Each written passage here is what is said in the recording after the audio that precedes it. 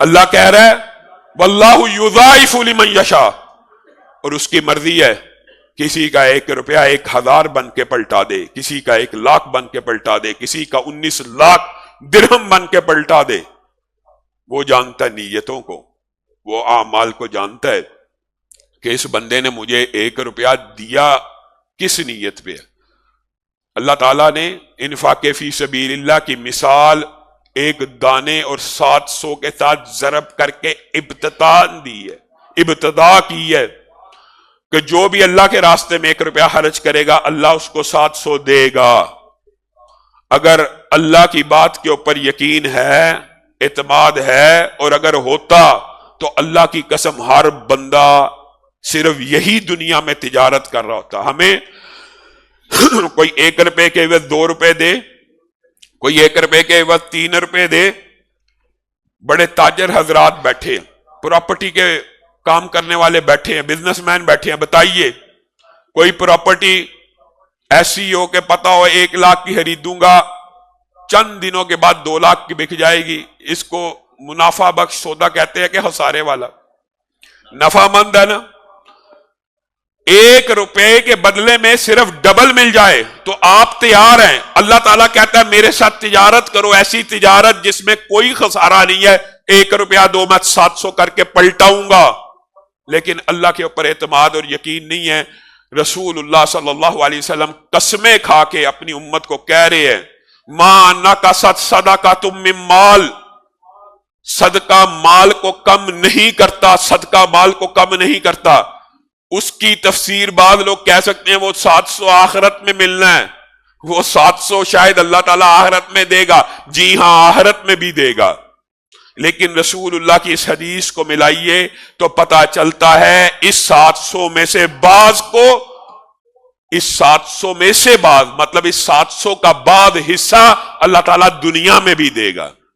کیوں؟ رسول اللہ صلی اللہ علیہ وسلم نے جب یہ بات کہی، ایک بندے کی جائیداد 1 لاکھ روپے، رسول اللہ کا فرمان سنا ما نقصت صدقۃ من مال، صدقہ مال کو کم نہیں کرتا۔ وہ 1 لاکھ روپیہ خرچ کر چکا ہے، 1 لاکھ کل جائیداد ہے، 1 لاکھ خرچ کر دیا، اب اس کے پاس بیلنس کیا رہا؟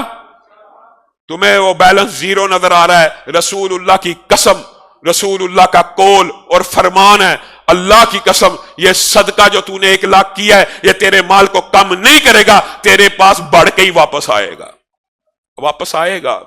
اگر رسول اللہ کی بات کے اوپر یقین اور اعتماد ہو، نکال کے دیکھ لیجئے وہ واپس لوٹ کے آئے گا۔ رسول اللہ کا وعدہ ہے کہ واپس آئے گا۔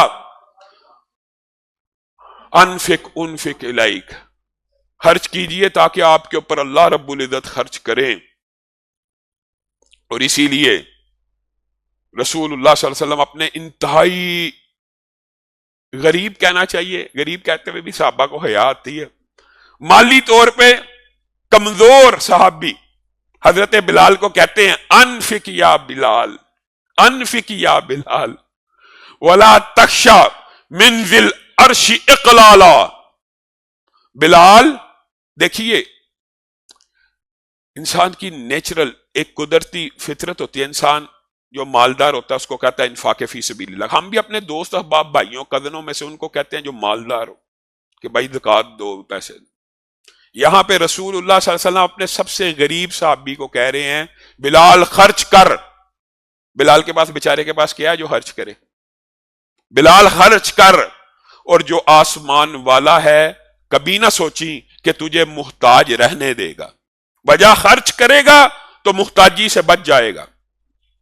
اسی لیے رسول اللہ صلی اللہ علیہ وسلم نے فرمایا جو صدقہ ہوتا ہے وہ اللہ کے غصے کو ٹھنڈا کر دیتا ہے، اللہ تعالیٰ کے جلال کو، اللہ تعالیٰ کے غصے کو ٹھنڈا کر دیتا ہے۔